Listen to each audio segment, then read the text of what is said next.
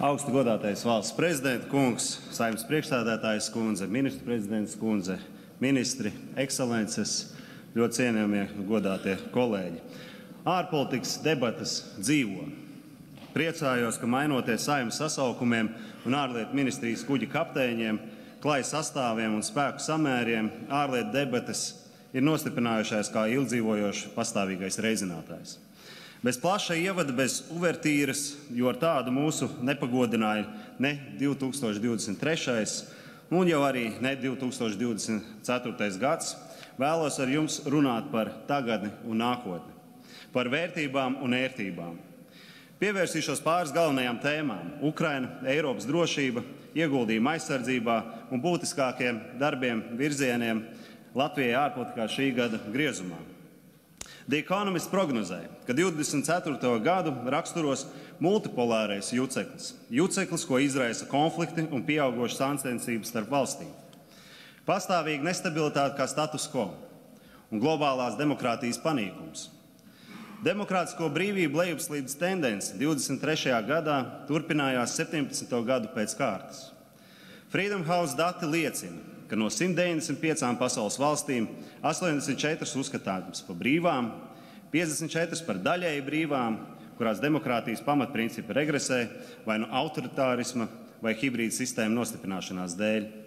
57 valstis definētas kā nebrīvas. Tātad no 7,9 miljardiem pasaules iedzīvotāju tikai 20% dzīvo brīvās valstīs. 80% tie ir 6,3 miljardi cilvēki dzīvo nebrīvās valstīs. Autoritārismu atzimšana definē kā vienu no globālās demokrātijas panīkuma galvenajiem cēloņiem. Savukārt autoritāriem režīmiem vairāk raksturīga tieksme risināt konflikts ar militāru spēku, un to apliecina gan vēsturiskie, gan aktuālie dati.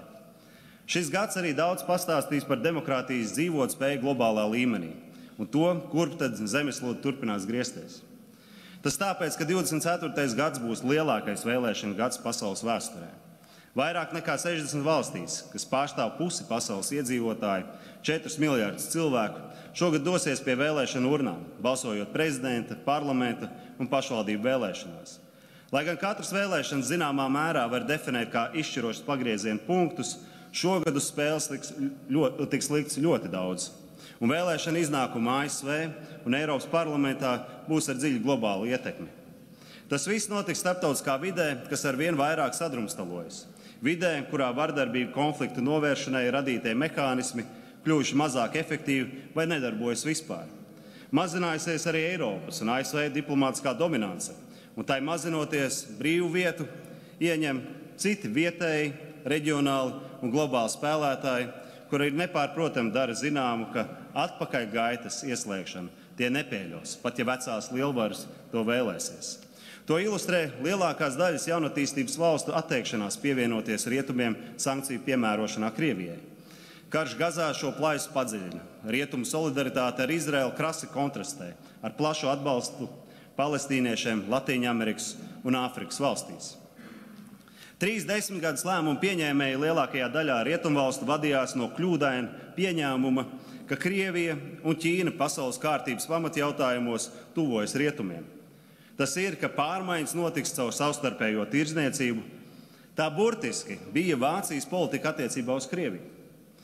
Gaisā virmoja naivums, gatavība pievērt acis, pašapmierinātība un saimnieciskums. No politiķiem, valdībām, uzņēmumiem, iespējotājiem un pat universitātēm. Krievijas iebrukums Ukrainā ir iespēja attiekties un mainīties. Esam aizmirsuši senākas un nesenākas mācības. Leģendārais Pentagona stratēģis Endijs Maršals mēdz teikt, ka mieru vislabāk uztvert un saprast kā starpkara periodu. Izdevuma aizsardzībai 2% apmērā jau ir vecs stāsts. Lai kompensētu gadiem ilgušo nepietiekamo ieguldījumu, 2% ir nevis griesti, bet grīda.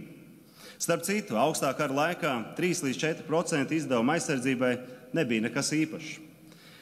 Kara Ukrainā iznākums, uzvara vai zaudējums noteiks Eiropas, ASV un pasaules drošību turpmākajos gadu desmitos. Sakāve Ukrainā visdrīzāk iezīmēt rietumu norietu. Uzvara, atjaunot ģeopolitisko uzticamību un pozīcijas, atjaunota normu un institūciju leģitimitāti. Ja esam ieinteresēti otrajā un globālajā stabilitātē, mums ir jāierobežo, jāiegrožo un jāaptur esošie un potenciālie nākamie agresori. Nevajadzētu viņiem pārdot virvi, kurā viņi centīsies mūs pakārt. Eiropā notikusi paradigmas maiņa. Vairākumam ir skaidrs, ka ne īstermiņā, ne vidējā termiņā pie sadarbības ar Krieviju atgriezties nevarēs, arī ja Kremlī vairs nebūs Putina. Bet joprojām starp sabiedrotajiem vai iekšpolitiski uzplaiksnīt domstarpības. Valdību vadītājos, politiķos šur tur jaušam noguruma pazīmes. Jaunas krīzes un konflikti periodiski izstumj Ukrainu no dienas kārtības augšgala. Tomēr tāds morāls kara nogurums ir privilēģija, ko atļauties var tikai mierā dzīvojošas sabiedrības. Ukrainai padoties nogurumam nozīmētu beigt eksistēt. Vairāk munīcijas, vairāk pretgaisa aizsardzības, tālās darbības rādījus raķešu un nepārtraukt šī atbalsta plūsma, tā ir mūsu atbildība un labākās zāles pret nogurumu izraisītājiem agresoriem.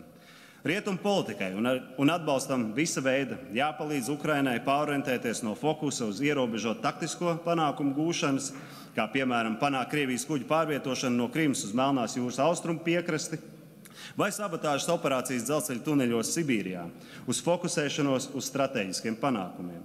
Ukrainas uzvara būs svarīga arī rietumu demokrātijas nostiprināšanai un uzplaukumam.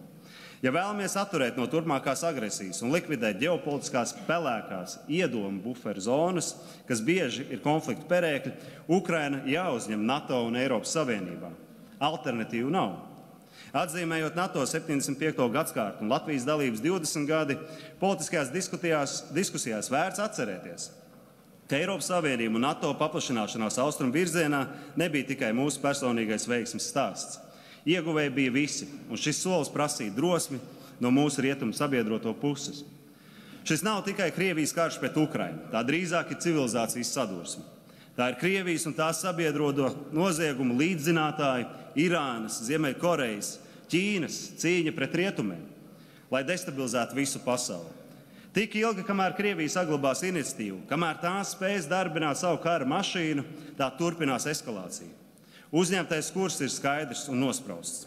Panākt būtisku bruņoto spēku nostiprināšanu nu jau rietumu virzienā. Jāmobilizē visi spēki, lai Ukraina var atgūt savas teritorijas, dot triecienu pa agresoru teritoriju līdz uzvarai. Tas ir, cik ilgi vajadzēs. Jāatzīst, ka autoritāri režīmi ārkārtīgi efektīvi sadarbojas, lai apietu un grautu starptautiskās normas un institūcijas. Autoritārisko režīmu starpā ir daudz vairāk kopīgā nekā atšķirīgā, un tas pārsteidzoši labi sadarbojas, ja vēlas gūt priekšrocības. Demokrātiskā pasaule piesardzīgi, vilcinās, tērē laiku bezjēdzīgos iekšējos kašķos. Daži šķiet vēlas uzgriezt pasaulē muguru. Vēsture rāda, ka izolacionisms kā politisks kurs iezīmē divas lietas. Pirmā, ka tieksme uz izolēšanos ir dabiska pretreakcija uz sāsinājumiem un apdraudējumu, liekot sagrupēties pašaizsardzībai un cīņai par izdzīvošanu. Otrā, izolacionisms kā politika vienmēr ir bijusi zaudētāju izvēle. Jā, ir jāizvēlas savu vietu un savus kaujas, piesardzība ir svarīgs konservatīvs tikums. Eiropai šis ir tas brīdis, kad sev un citiem jānodefinē, ka demokrātijas investē citās demokrātijās. Tam jābūt dzelžainam principam globālā līmenī. Tas, piemēram, ietver sevī tuvināšanos un sadarbību paplašināšanu ar Indijas un Klusā okeāna reģionu demokrātiskajām valstīm. Eiropa esot normatīva supervara. Mēs ar regulējumu varot paveikt to, ko citi ar raķetēm. Sankcijām tad būtu jābūt kodolieroču ekvivalentam mūsu arsenālā, bet tā vietā tikai pamazām kurbulējam mūsu superieroču motoru. Laiks ir ieskrieties. Mums ir jāstrādā sinhronizēti, saskaņoti un vairākās frontēs vienlaikus. Tas attiec ne tikai uz Krievijas-Ukrainas kara atrisinājumu. Tas attiec uz Eiropas Savienības nākotnes veidošanu, uz reģionālajām aliansēm, uz globāliem risinājumiem, lokālām un globālām problēmām. Aiz katra izaicinājuma ir uzdevums saraksts, kam vienmēr jāizriet no zināmā kopīgā mērķa. Izvēlēs starp vērtībām un ērtībām vienmēr jāņem vērtības, jo ērtības šajos laikos var būt bīstamas. Laiki ir sarežģīti, jā, bet kaut kur esmu reiz lasījis, ka vispār jau nevienam ne medaļas, ne godu nepiešķir par apstākļiem. To piešķir par raksturu un rīcību neatkarīgi no apstākļiem. Šīs lietas novēlu mums visiem iestājoties nacionālo interešu sardzē ārpolitikas jautājumos. Paldies! Paldies!